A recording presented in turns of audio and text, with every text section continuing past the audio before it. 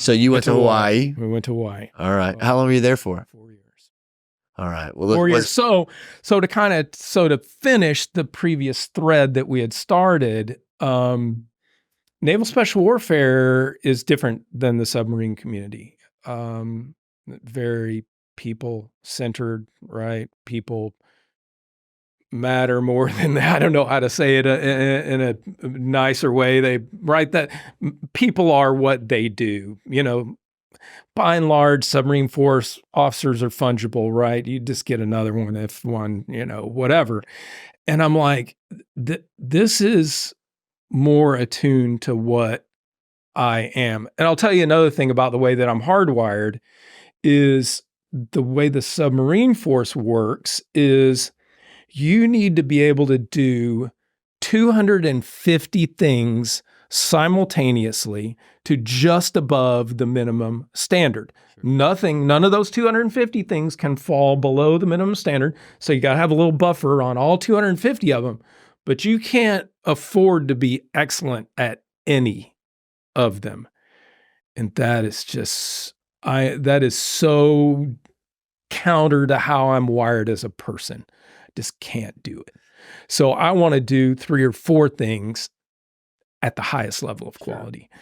And when I got to the SEAL command, I was afforded the opportunity to do 2 or 3 things at the highest level. 1 is to operate the submersible with my very own hands, and 2 is to manage the maintenance and certification. And that's all I was asked to do. And so that'd be awesome, though. Was it cool? So tell people. I often say that was the pinnacle of my life coolness, and it's been a downhill slide. So for people that are listening, tell them exactly what that is, because we speak in acronyms sometimes. Yeah. So the Advanced SEAL Delivery System was a dry combat submersible that docked onto a big submarine to be transported to a mission area. And then it launched and went off and did its business. And then it came back and recovered to the host submarine. And then, like when we were in the Med in '97, I think it was the Archer Fish was there, and they had a 637 dry. They had the dry deck. So they have a dry deck shelter. So that's different, right? So the dry deck shelter houses smaller wet submersibles. Okay. And the Advanced SEAL Delivery System. Oh, that's right, because that means they're not contained. Dry submersible, right? And what that really means is that I can drink a cup of coffee. So were you the pilot of that? I was pilot. So the way it works is, the way that submersible works is crewed by 2 guys, 1 submarine guy and 1 SEAL. And the submarine guy is the pilot and the SEAL guy is the co-pilot. It's a little bit different in that the pilot, like you would expect on an airplane, right? The pilot is the guy in charge. That's not the way that works. The other guy's in charge, right? The SEAL guy was the co-pilot, was really like the big picture perspective mission commander driving the show. My role was to reach and maintain order depth, stay on speed, stay on track, fight casualties, trim the boat, troubleshoot grounds. Yeah, how big is this thing? So 65 feet long. So the fast forward to the end is it burned up in 2008 in a lithium-ion battery fire. Really? So that's gonna segue us into the next part of the discussion of what we do now. Okay. But to tie up the last thread here, knowing that going back to the submarine force as an XO is a thankless job. I mean, people that do that job and do it well. They all seem miserable. Oh, yeah. I mean, because, right, what are you in charge? You're in charge of all the administration and then all of the petty officer affairs of the world that are going out, in Halifax or wherever and just allegedly getting across the breakers and then, having to deal with all the personnel issues of 120, cats to herd. It's just not a fun job. And it's it's a necessary stepping stone on the way. I don't know anybody in the world, any submarine officer that said, I aspire to be an XO. None of them. Right. It's just something you got to do to move on and be command. And so my own personal calculus, because I was prior enlisted, and because when I finished up that tour at ASTS, I had 21 years in and could retire. I'm like, this could go very badly in the submarine force. I've reached the pinnacle of life coolness in ASTS, so I'm going to retire. I'm going to retire, and I refused XO orders. Do you regret it? Which was not, oh no. So now, the favorite civilian, job interview question, if you could design your own perfect job, what would it be? Short of being in the seat with the control stick in my hand right now, I have the perfect job. I have the perfect job that I would define. Because you built it for yourself. So like as a civilian, you're still involved with programs that are involved in that advanced technology? Same thing. So like I said, the ASTS burned up in 2008, and we have been since 2008 to 2024 trying to figure out how to refill that capability gap. That's what my team and I do every day. You just find different batteries now? No. Well, we have the same batteries, but they're smaller and they're separated. I got you. Yeah. So, battery safety is a huge part of it, but it's not what, we do. We're former operators. So is it as good of a submarine as that one that went and visited the Titanic?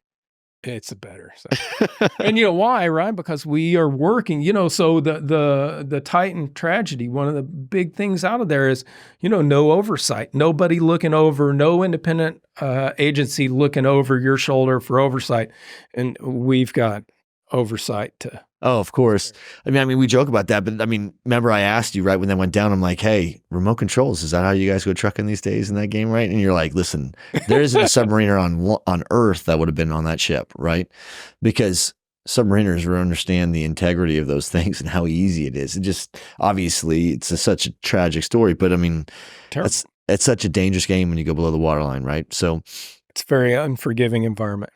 So look, it sounds like throughout the course of your time, you were just being exposed to, I do like the way that you presented it. Like the management style is just on process and procedure, and the leadership style is where you're really getting humanized more with the people that you're in charge of or you're leading, right?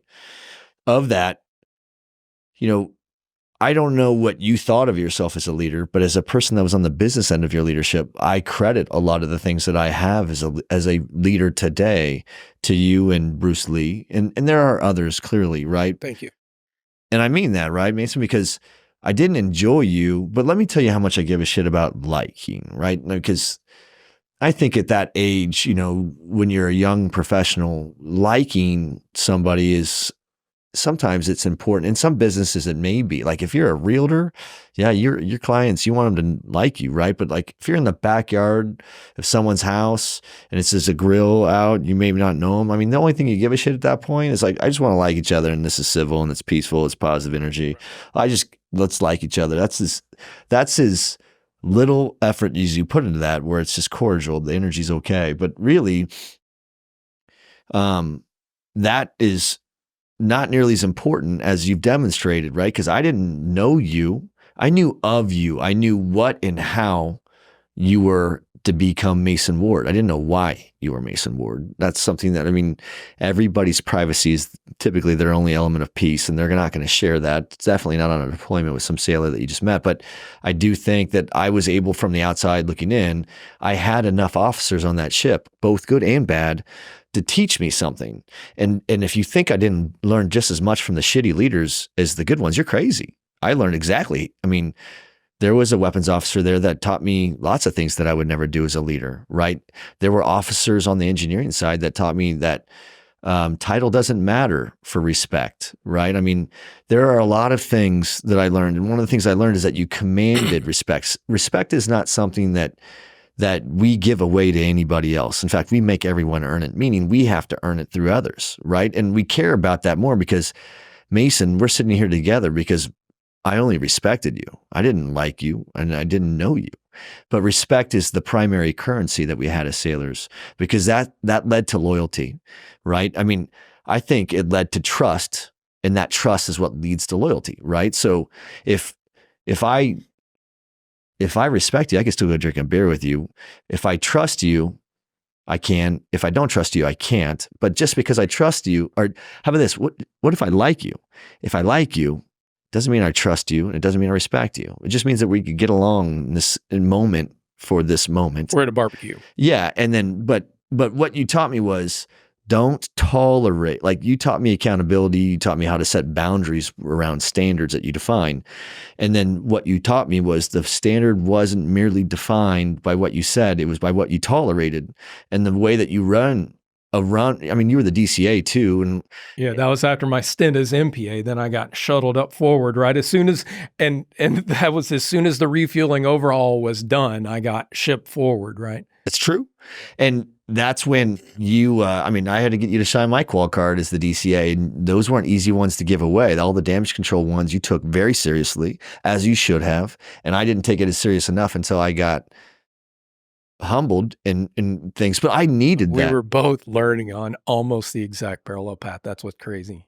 You know, what's interesting for me is like, I got to the ship and I was bored. Right. So I spent a lot of, like, I had my NEATS modules to E9 done, you know, right before our first deployment or something. Like I would just do shit. I would go to I'd go to sea with CLEP exams and come back and go get 9 credits. You know what I'm saying? I was just constantly trying to do something that wasn't, that had my interest, I guess is maybe the best way to say it. Right. But, when I would go to sea, I tried my best to be ahead of the time that they give you. I don't remember how much time. Was it like 10 months you have to earn your warfare pin? I remember. I was trying to figure out if I could do it in 5 or if I could do it in 4. And yeah. And I was, right.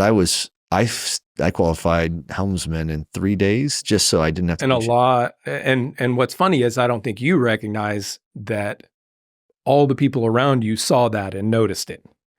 Right. That's why you had currency. That when you went off and, you know, got crazy or maybe, you know, weren't on board the ship when the ship pushed back from the pier, you had currency. You had currency to spend, right? Right. I mean, everybody's, you know, the chiefs or whatever are going to be hard on you. Yeah. But there's a difference between, like I tell my kid, right?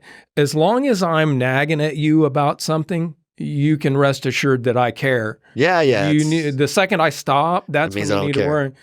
Yeah, but so the one other thing I think that would be great for your listeners to hear and to expand this leadership discussion from what works in the military to what works beyond the military is my humbling experience when I got out. Oh, okay. What was that all about? So,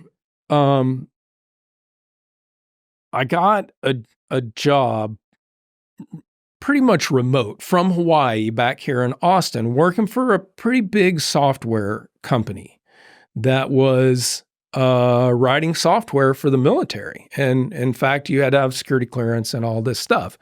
And so, you know, typical leader, you know, I had a department of 70, 80 guys, whatever it was when I was at ASDS. I had all nav ops department on the boat. And, you know, I had convinced myself, one, that I knew about leadership right after, you know, the awesome successes that we had on Augusta that I played a little part in. And then we were successful at ASDS right up until the accident. And, you know, I'd convinced myself that, you know, I had progressed along the scales of leadership. And I knew that when I moved into industry, even for a defense contractor, that I was going to have to tweak, you know, my mindset and my approach. And I thought I had that wired, but I didn't. You know, you were still too a little over. Yeah, the edges were too sharp. And a couple things, right? So you're in the military and you're like, well, you know, I managed a $1 billion asset with a yearly, you know, budget of $100 million. Well, you know, if you're talking about P&L, right, when you're a senior military leader, you're only involved in the L side, right? You just spend money, right? You're not worrying about making money or generating revenue or how you're going to make payroll that month or whatever. So you don't understand business. You don't speak the language of industry. And looking back on it now, I didn't know. So the problem is I walked into a situation maybe overconfident that I knew what I was doing. So I did not even have the foundation of technical competence that earned your respect in the beginning, right? So all of my team, I had a team at that place of 70 software engineers, test engineers, system engineers. I didn't have, and this was software outside of my area of expertise. I mean, I'm an electrical engineer and I did a little bit of programming in college or whatever, but that's like not even riding a tricycle compared to what the talent and the complexity of what these people were doing. So I didn't have the technical background to earn any respect. I had sharp edges. I was used to a culture where, if something went wrong, you could gather everybody in a room and figure out what went wrong. And I learned, so, let's talk about results. The results that the team was able to achieve, maybe despite me, I got better as I went along. They were successful. Our customers were happy. We got our software accredited to run on the super whammy, classified networks. But as I look back, all in all, I failed. And I ended up getting laid off. I didn't get promoted from my senior project manager, program manager, up to a director role or anything like that. And I failed.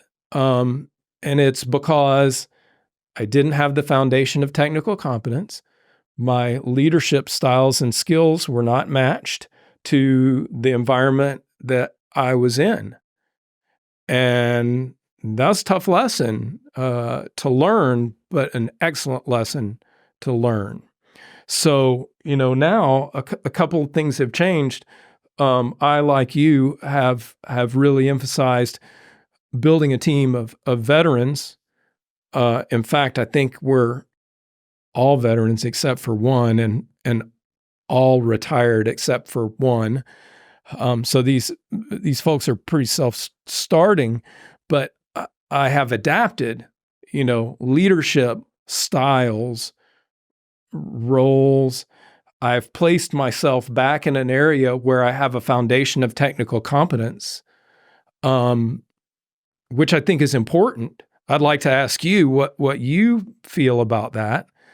But I kind of, I wasn't blooming where I was planted, so somebody uprooted me and threw me, and I wandered around until I found the environment to replant myself back in.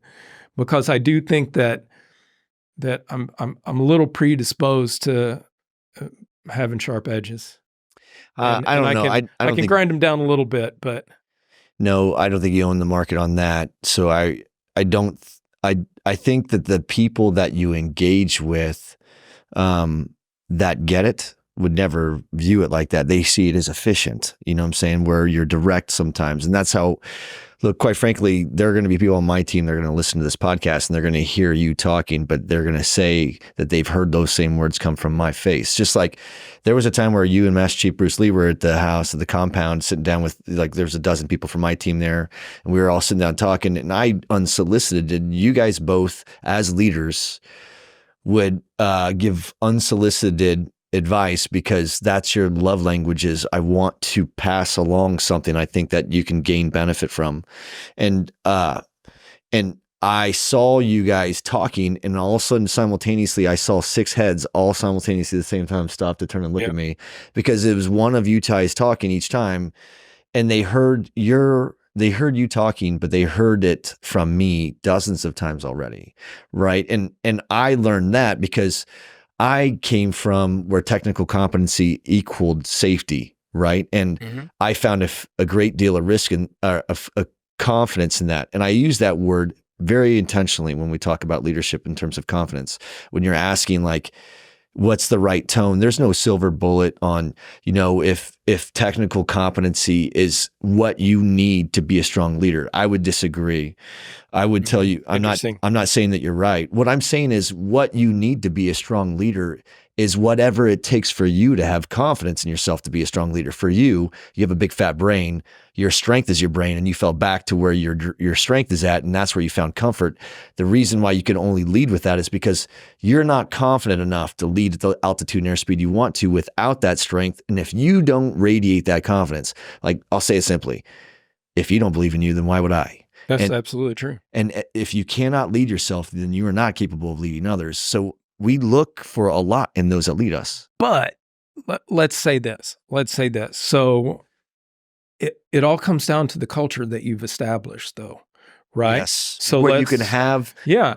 Where you can be that kind of leader and be successful. So here's what I would say. And this probably applies to a lot of people out there that are moving through positions of leadership. You have to assess the culture of your environment, right? I'm certain from watching you guys that night that Overwatch has the culture that you have developed that allow those leadership styles to work. What happened to me was I stepped into a culture where that leadership style did not work, and I was not mature enough to recognize it. So when you step in, I think, to a culture that's not ready for that style of leadership, I think you have three options. You can completely change your style of leadership to try and Acclimate, be successful adapt. in that. You can leave, which is probably what I should have done but didn't. Or you can attempt to nudge the organization one little step at a time until you get the culture that you desire. Look, I love this conversation. There's another guy. We're going to do this panel one time. We're going to really explore this a little bit more, and I'm going to bring on a few more people, right? And I'm going to bring on. This is what I would say. That leadership style that you had, right? I think we worked and served in areas within the military that you had to be better than the average. Would you agree? Yes. Okay. And because of that, we found that, let me tell you what I love the most about the military. It's a merit-based program, right? There's no, you have to earn something. Like, you want to go to dive school? Yeah, you got the chit, they let you go, but they didn't give you the bubble. You had to go and pass that school, right? So like, they give you nothing but opportunity, but the results are never guaranteed because you can never guarantee the work that's put in from one person to the next. So the opportunity is the best you get. And for me, I think that looking back at the way that the military trained us to be extremely proficient as sailors, it doesn't train you as much. I mean, they do things through the transition apprentice, program or whatever it is to get you to acclimate into the civilian fleet when you leave. But everything that you just described about, I came into the workforce and I came in hot. I was coming in a little too abrasive. I was too spicy. And the truth is where you were coming from, that was normal because that's the altitude and airspeed we had to cruise at, because that's a mission critical industry as well, except we measured it in our own mortality. We didn't measure it in the downtime like we do in a data center. Right. Yeah. So our attention to detail, literally, like on the submarine that we were on, it didn't take many people to sink that entire ship, right? It only took one. And which is why I still can't believe they let me qualify Chief of the Watch, but as an E4.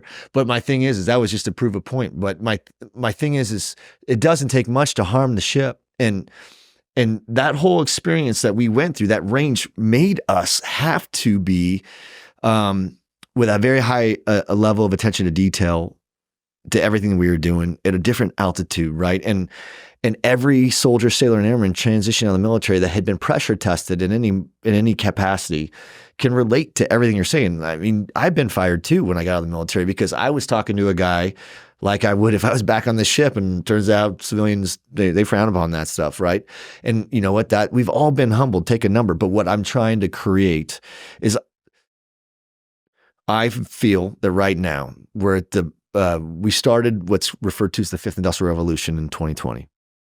And in that time frame, you're really seeing this consolidation of the four first utilities: plumbing, electricity, connectivity, like your phone or fiber now, and gas. Those are the first four primary utilities, and you add them together, you get a data center.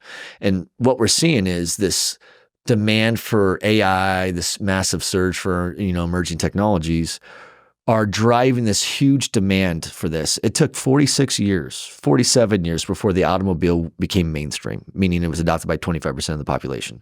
It took 40 years for the telephone in the home. Telephones were available. Electricity was available for more than 40 years before it was mainstream. Same with telephones. What we're talking about is an industry and it's mission critical. That's what they call it. And there's a huge demand for people with craftsmen like skills, tradesmen like skills, or let's face it, I think that the greatest incubator for leadership in the world is the U.S. military, right? Regardless of look, I poo-poo all over everything you're talking about how I was a shitty leader here and I was a shitty leader there. Only a man that has a gold standard or a platinum standard to that would say that after what you've been able to accomplish as a sailor. Look, guys like me, in reverence of you, are still using your words in the civilian fleet. Does that make you a shitty leader? It couldn't. And I'm not the only one. I'm just saying my leadership, my leadership Your was standard was limited that. on the first. Oh, no, you suck. Don't get me wrong, because you of suck. context. It grew on the second ship. I even Take did a number. better You don't own on the the market next of that. one. We're all grown. We're all students. And then I failed, right? Good for It you. was a major pain. I experienced a minor setback. Well, we all have to figure out our limitations, but you don't own the market of that. What I'm doing is this industry is evolving and data centers will be mainstream soon, meaning more than 25. How about this? I'll share with you, this is going to come out pretty soon. So this is breaking news, right?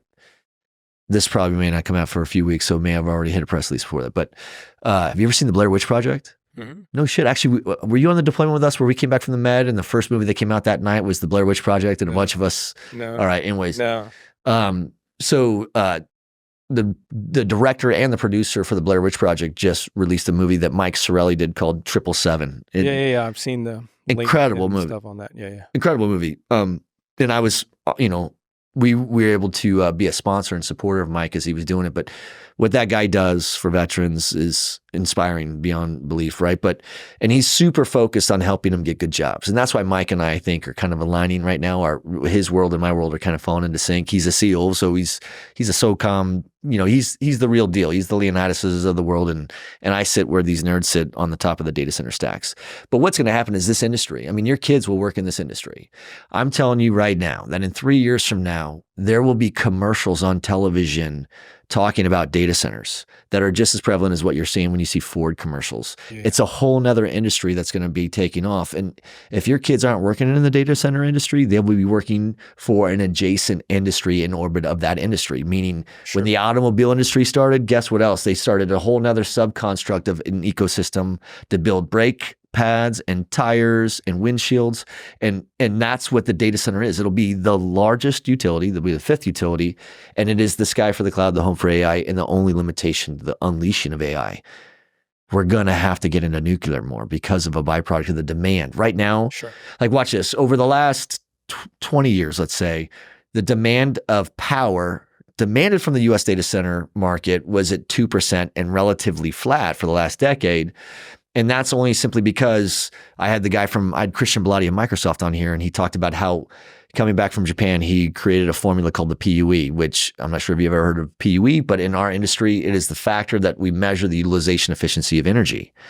And by putting a calculation to it, we were able to measure how wasteful or how inefficient we were using energy.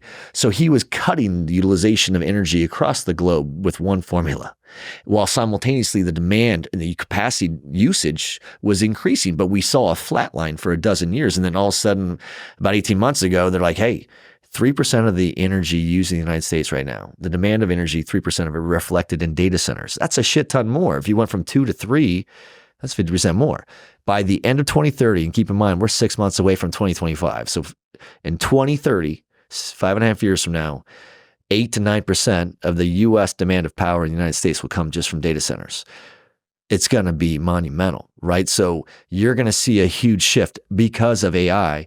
And what I'm saying is we're not going to be able to farm the labor that's necessary to support the growth of the need of the technology engine behind AI without really having we have to revisit the kids going to college and make sure that they're studying shit that if you go to school today, by the time for technology, if you graduate in 4 years from now, most of that technology you started with is already obsolete, right? So there's going to be some really unique ways to look at how you could invest into an education that allow you to thrive in this industry.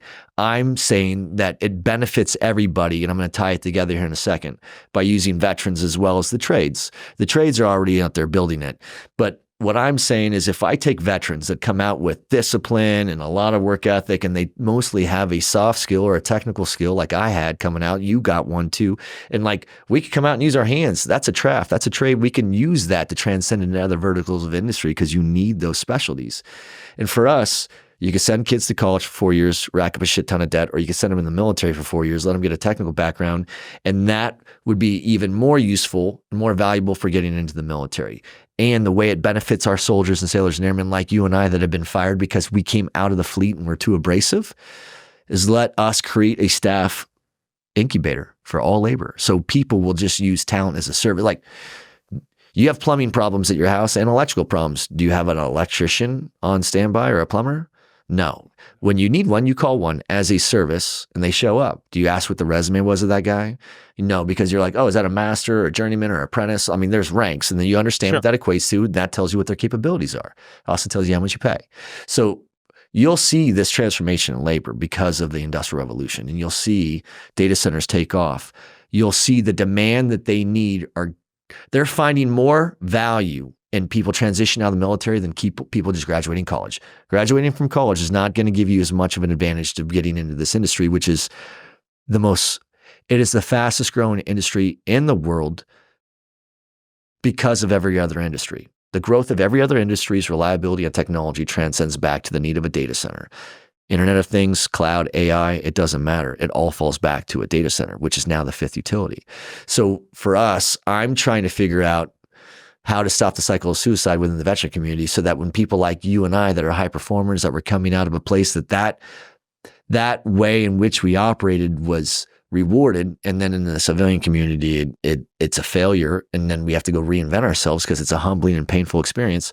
What if there was a stepping stone that you were able to get into as an incubator that allowed you to transition and learn those things? You didn't work for that company. That company hired your talent as a service when they needed it, and you were able to learn how to acclimate into that industry. You guys got to learn a little bit about each other, and then if the social dynamic and chemistry is right, they could hire you as a full-time employee.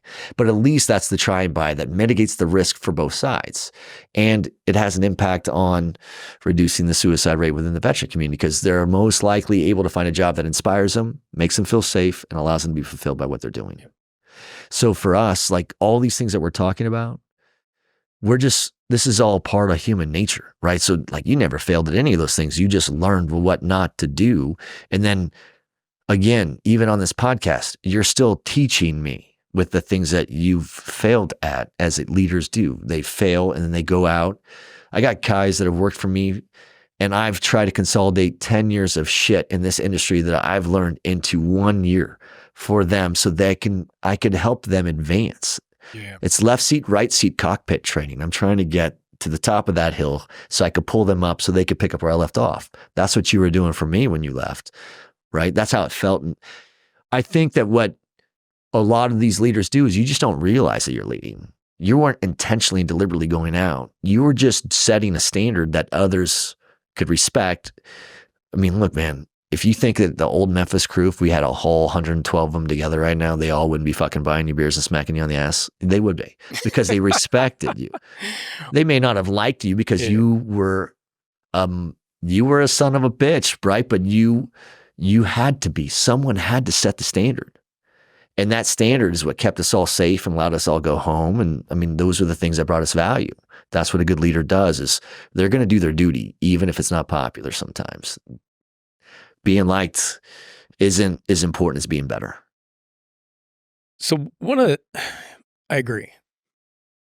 So one of the things that I hadn't really thought about until you just said it was the role of the leader in an industry that is exploding as quickly as the data center industry is much different than the role of the leader in established lines of business. That's very true. I think, and I'll just kind of nutshell it.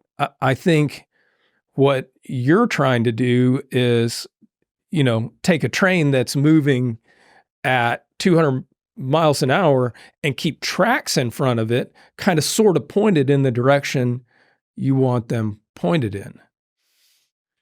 What's the other option? Well, I mean, one of my visions for my leadership, and it is related, but one of my highest priorities for leadership right now is to take those around me and just rise them up. Not necessarily to replace me, but just to enable their success. I think in an exploding industry like you're talking about,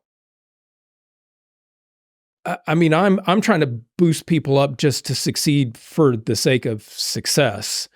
You're trying to boost people up to so that you got enough people to help you lay track down in front of the 200-mile-an-hour train. The industry will outgrow. Is that false? Yeah. So if you think about what happens in a data center minute, right, or an internet minute, they call it. But I'll send you some content that shows you how much content we create. Like last year, I had one of the big fat brains and luminaries of the industry here talk about how in 12 months we created more data in those 12 months in the history of the world combined. And this year they say we're going to do it in 9.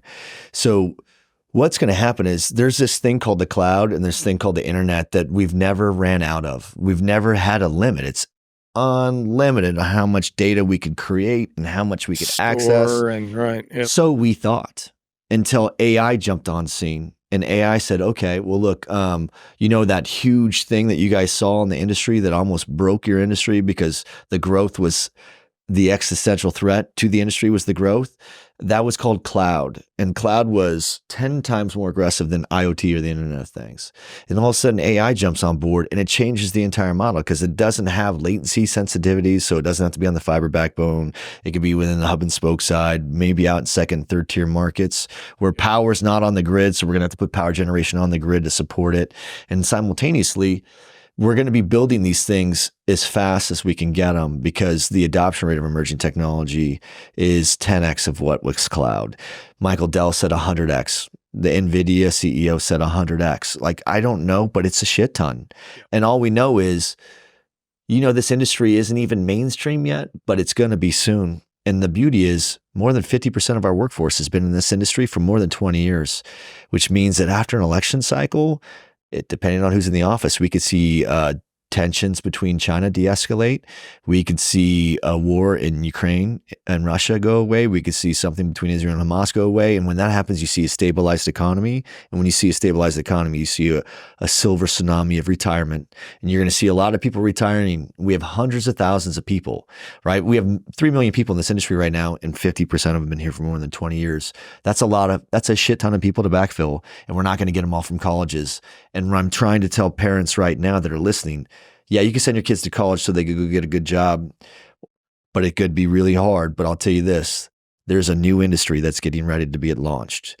And I have the director and the producer of the Blair Witch Project coming to DCAC this year. They're going to be recording content at DCAC, and we're going to be doing they're going to be doing a documentary series on the birth of the data center industry. And they're using content from this podcast as well as interviews that they're going to be taking with people at DCAC as well as other industry luminaries. And this will be about a 1-year-long program. But by this time next year, we'll be launching a movie on college campuses regarding the data center industry. And these guys, the director and the producer of the Blair Witch Project, are the men that are behind it. And that's the press release that'll be coming out soon, or one of the first ones that are going to be coming out. But getting this documented, right? Can you imagine if they were memorializing and documenting the birth of the automobile industry? Or electricity. I mean, we've seen movies about it, but they don't have anything live. I'm telling people, I'm like, why? It's not even being recorded and played back. It's being live streamed. Yes. Right. Yeah. Like right now, I have 2 kids in college, and one will be a junior, one will be a sophomore. And I'm happy for them because I'm sending my kids to college to go learn what it's like to live on their own and grow up and take some responsibility and finish something and figure out what they want to do. But at some point, it's inevitable. The world will keep spinning and they'll be in the workforce just like us. There's a good chance they'll be in the same ecosystem as me. And I think that I want to go target the 18 to 24-year-olds. And I want those that are already in college or aren't sure if they want to go to college to look at the military as a stepping stone to a great job in an emerging industry. Because the military, they really like, this industry really likes those folks. So let me ask you this. So I think, the general topic I think that we're exploring is leadership. So what is the most efficient path to leadership in the data center industry? So I got, my oldest, he's be, 18 here in a month and voting, and 15-year-old right behind him. Let's say they want to be the next Kirk. What's the most efficient path? Yeah, that's a good question. And I would say this. First, start with the acknowledgement of knowing that if Kirk can do this, anybody can do this. So now it's Kirk's turn to be self-deprecating, right? No, I mean, look, I was an average sailor, right? I mean, I did my job well, but I also got brought back to the boat a few times, undesired. You were never the duty officer when that happened, so I didn't have to deal with you. I'd graph and. So I got brought back to the boat on Augusta. Did you really? Yeah. As the nav? Yeah. All right, listen. Yeah. I knew there was something I liked about you, Mason. Can't trust an officer that can't get arrested with me. I did not get arrested. Just shore patrol, little zip tie? No. Helensborough, Scotland. I might or might not have gotten into an altercation with some locals that I was vindicated in the end because the MOD, the police, saw the whole thing and said, no, he was right. But as I neared Lido's Fish and Chips, several members of the crew did scoop me up and throw me in the duty van and run me back to home because it was headed downhill. Oh, yeah? Well, you're a bad example of leadership then, I guess, clearly. Yes, I don't know. I think I earned a little street cred. I think if I were giving advice to people now, shortest and you path. had kids, if you had shortest kids, path to... honestly, I would say the trades. If I... So you envisioned that you would pick up a trade, establish a base level of knowledge of the industry, kind of like I said earlier, and then move into a leadership role? Yeah, I would. I'll tell you why. Some of the strongest leaders I've seen in this, don't get me wrong. I mean, there's a bunch of kids with propeller hats on that went to 2 Ivy League schools, and we got plenty of, this industry does not lack genius or intelligence. It lacks leadership. And that's really what we offer this industry the most, is that discipline that we've learned through the military to offer leadership. Yeah, but it takes a while to grow, right? Yeah, I mean, what's that? There was you cannot stop nature, right? In terms of, you could put a man and a woman in a room together, 9 months later have a baby. You could put 9 men in that room with her, and you're not going to have that baby in 1 month. It's still going to take 9 months. My message is they have to go through the iterations and the life cycles of learning. Everyone learns at their own speed, but you have to have those opportunities. And I think the trades offer you more of that because it's training someone quickly. Like, I think the electrical contractor and the plumbers are the two places that if I were to tell my kids, if you don't want to go sit in one of those homogenous environments where someone just talks forever and you're going to get tested on it. Because I don't know, like, I'm all for learning, but I don't know if that education system is working as well as it used to, right? Where, like, you went to college and you felt like you walked away with the skills to go do what you were tasked to do. There's plenty of college kids that I'm interviewing these days that haven't seen the ball since kickoff. But what they have was mom and dad who wanted them to go to a certain school and paid for all of it and wanted them to enjoy that life.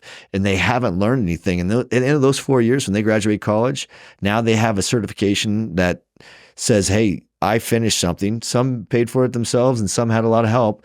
But it says that I'm ready to go be a grown-up now, where if you take people that are 18 and they're in the trades, they're going to be an apprentice in those 3 to 4 years. And when they get done, look, man, there are electricians that are making $250,000 a year right now, no problem, building data centers. And the electricians, imagine 4 years later, after those people are not only not going backwards in debt, but they're making money every year as an electrician as their value with their hands is getting better. When they're done, maybe they don't want to be in the field. Maybe they want to go in the office and get into appraisal or be in budgets or project management or something else. But they all start somewhere. It doesn't matter where those college graduates, they're going to go sit around with these other people that are the same age as them, and they got 4 years of industry experience, and they have a degree because mom and dad, hooked them up with something maybe. Which one of those two are you going to go to ask to do something that is really important to you? The one that has the fresh college degree, or the one that did 4 years through the military or 4 years through the trades? And I'll tell you what, this is an industry that reinvents itself so aggressively that it doesn't matter what your degree is in. Like, it does not matter. Like, when I see people's resumes, sometimes I'm like, the only people that care about that are your parents or where you went to that school. They don't even care about what your degree is. What we care about is like, what can you do? How creative are you? How hungry are you to reinvent yourself?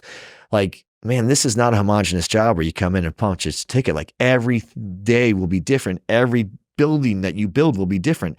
Every data center is an evolutional, iterational shift. Yeah. Right? So the soup isn't even done cooking on this industry. We haven't code locked this shit. In the next few years, there's going to be the thing that makes us an infant industry still is that we lack governance and protocol, and we lack policymakers that are with an authority having jurisdiction. Right now, it's all self-imposed through our own governance. Dean Nelson of Infrastructure Masons created this thing for a climate pact. And like, we're doing these things because we're good stewards, but no one has come in from the government and said, let me tell you how the rules are going to be from now on. You guys will only be able to do this and this and this. And we're not there yet, but local municipalities in certain markets are certainly reeling in and being like, hey, we don't want data centers here. And we're like, cool. If you don't want data centers, tell us which one of the technology you're ready to give away. Because the last I saw, we're growing and generating more content, more data, and using more technology than ever before. And the industrial revolution is about having a healthier and more harmonious relationship with the technology and the machines in our lives.